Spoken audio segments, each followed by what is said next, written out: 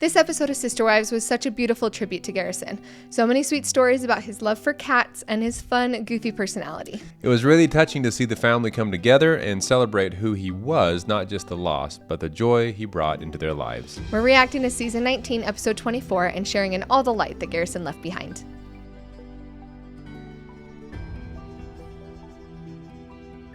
Hey everyone, and welcome back. My name is Sam. And I'm Melissa.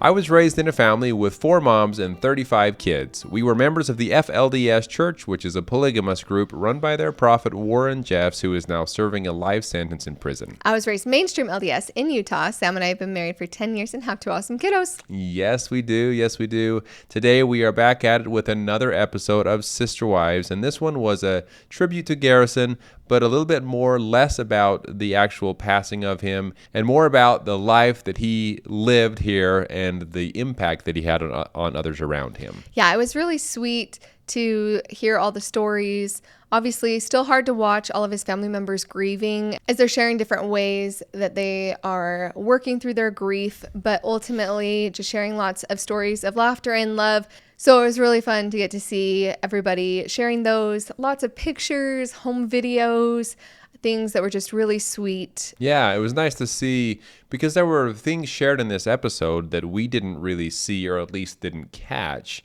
in the show itself, of, you know, the episodes coming up when he was growing up here in Las Vegas and earlier on in Flagstaff. So it was nice to see some of the backstory, like, oh, this is how he was. And, there were little clips here and there, but I didn't realize that he was such a jokester, I guess. I didn't realize that he was a really funny kid growing up and that he was both shy and bold, I think, were the words they used. Yeah. And I had no idea that he liked cats. So that was a fun insight. That was super fun. And yeah, just seeing the different pieces of his personality, the fact that he named his cats the funny names that they had that were just so sweet.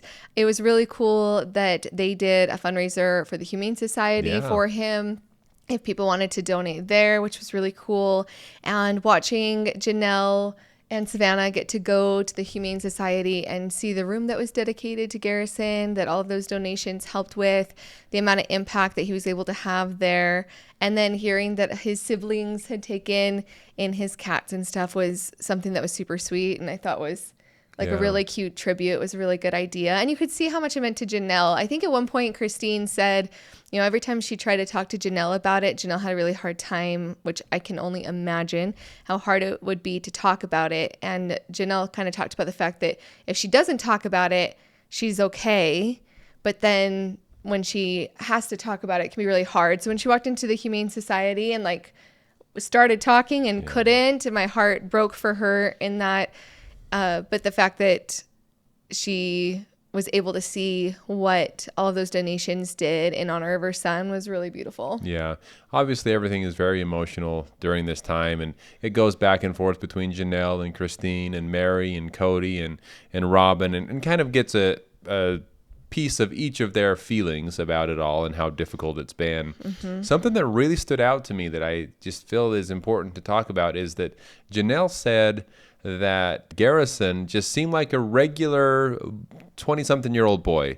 And he would get a kick out of the fact that there's this room set aside in his memory and that all of these things talked about him, which I think that a lot of people would just feel that either those around them or them themselves. I feel this way about me sometimes. That I'm like, I'm so boring. Like, I'm just a normal, nothing interesting or exciting going on.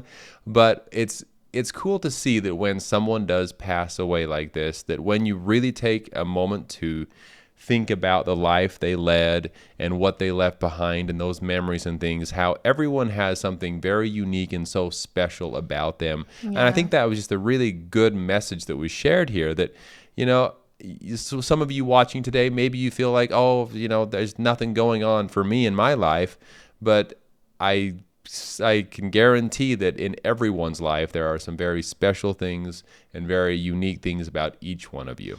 Yeah, it was sweet to see, as they were talking about even coming together. Mary was talking about just the way that emotionally, Garrison was bringing everybody in the family together. And, they did recognize that it's heartbreaking that it took a tragedy to bring together all the kids back together and bring everyone back. But that they just thought it was really special that Garrison was able to do that for the family in that way too. Something that was very interesting that I thought was like a cultural thing that we should definitely mention or talk about is the fact that he had specifically wanted to be cremated, and they also were happy that he was cremated so that they could bury him later in the summer when it was nicer in Wyoming.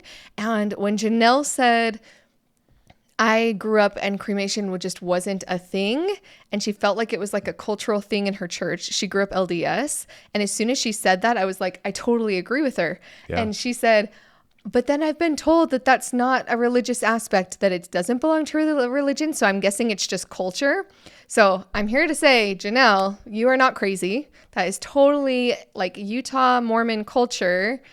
Me growing up in Utah as well, there was always this thing against the idea of cremation. Mm-hmm.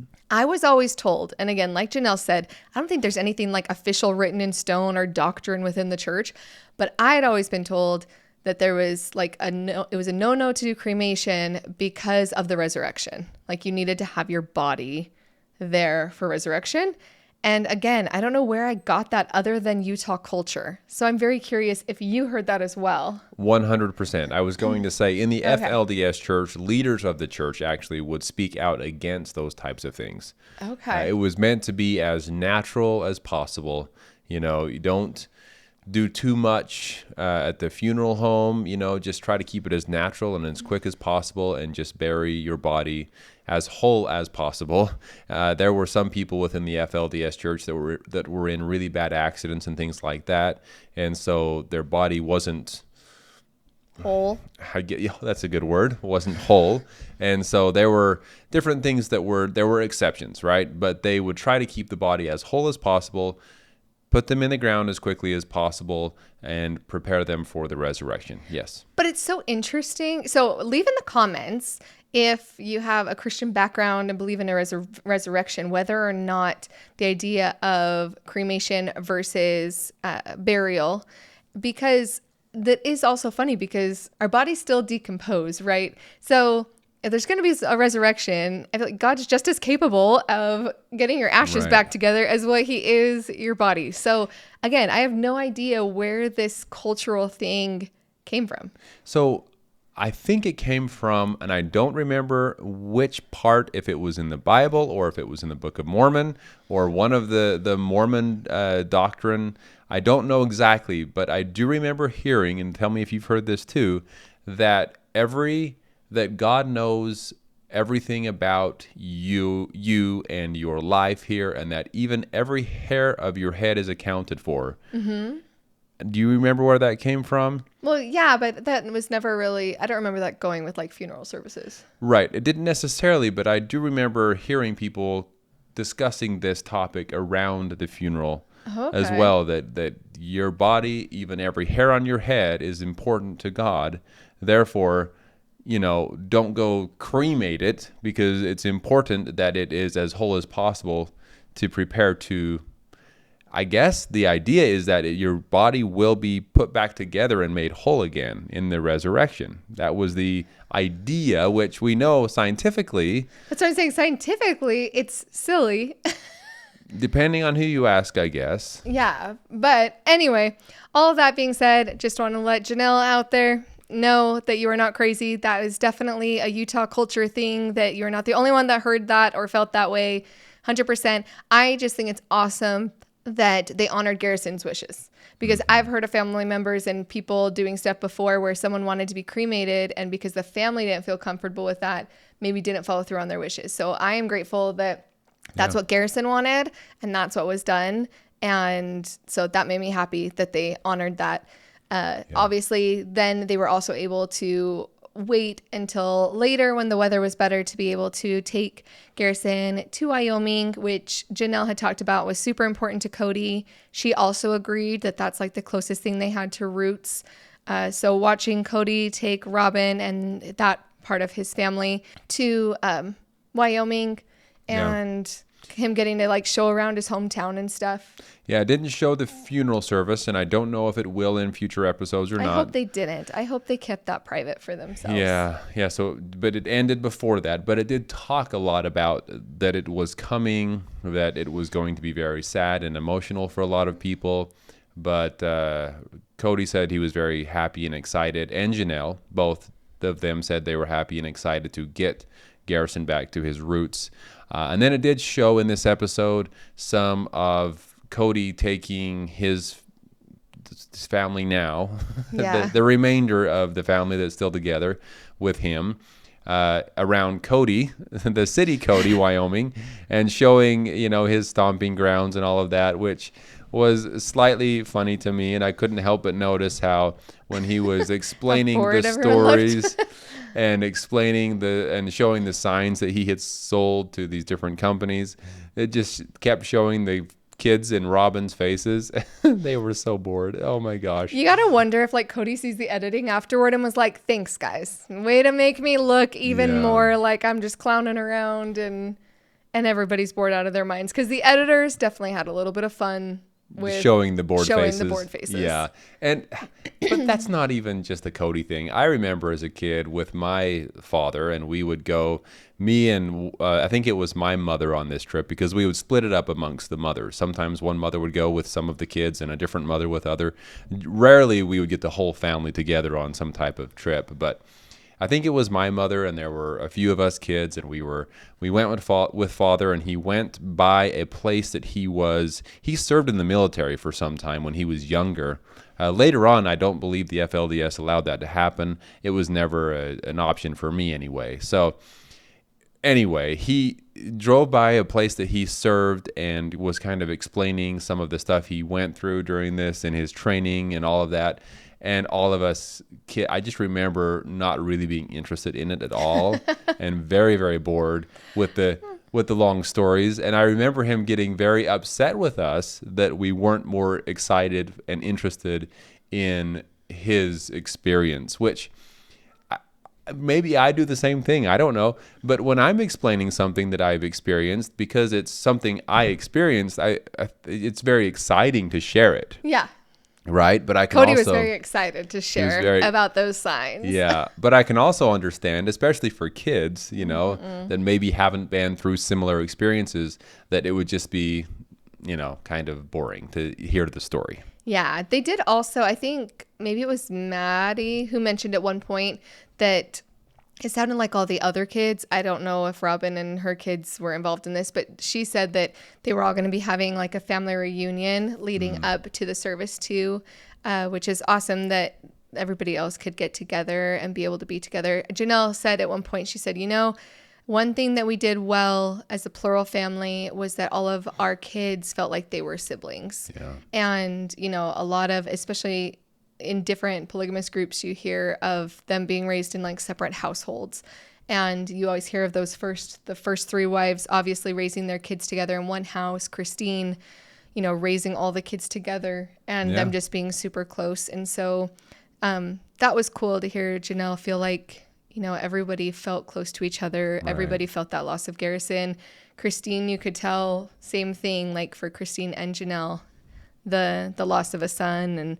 And Mary too, like Mary even mentioned, you just brought them together.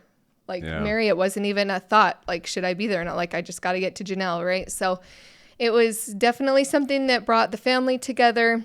I thought it was sweet that Christine had planted a tree in Garrison's honor, Sedona Midnight, which I thought was super cute. And just as a reminder, in her saying that was something that if she wanted to talk to Garrison, they did such a good job of showing so many things that everybody loved about Garrison in this episode, and honoring him, and then showing how each person was like choosing to continue to honor him and think about him and be there for one another, like David being there for Christine. Yeah. And it was just really, it was a nice episode. It was really it was nice. It was nice. I mean, it was still emotional, but it was nice to be able to focus more on his life and the good things and the happy things, as opposed to the episode before, which was also, needed, I guess, to explain the difficulty of it all. but he left a lot of good memories behind, and it seemed like he lived a really good life. So it's just sad that some people deal with this, and it's very real, the depression and the different things that people deal with mentally that can be so powerful, and just almost impossible to deal with in some cases. I mean, I know there's a lot of help out there, but I mean, at least from what I've heard, thankfully, I haven't experienced it myself, but there have been a lot of people close to me that have, and from what I hear, it's something that they wish they didn't have to feel this way. It's not like they're choosing this, but it takes over.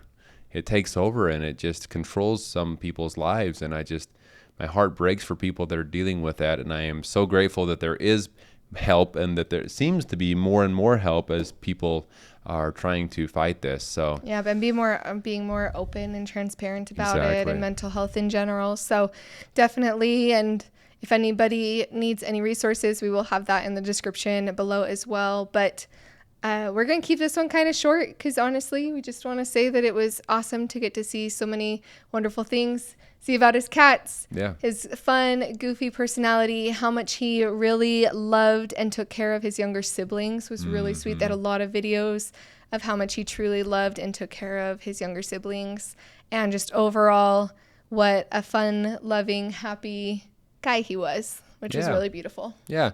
And to me, I'm happy to see, and someone said this, one of the wives said this, that, well, I guess one of the ex-wives said this, that the family has a lot of these relationships, especially between the siblings, they're starting to be healed. The relationships that have been broken during COVID and different things where the family was being torn apart in different directions, but it seems as though these relationships are healing because of them coming together over Garrison and all of this that is happening. So it's very good to see. I'm happy to see that they are able to fix this relationship in some cases. And realize that it's so much more important to be together than to be right. Yes. Well, thank you so much for being here. We're looking forward to see where Sister Wives is heading in after this, because it was so much of a tearing apart and exploding and going further and further apart from each other. But with this, it seems that some of them are coming closer together. So very interested to see where they take it from here. But thank you for being here along the journey with us, and we look forward to talking with you soon. Talk to y'all soon.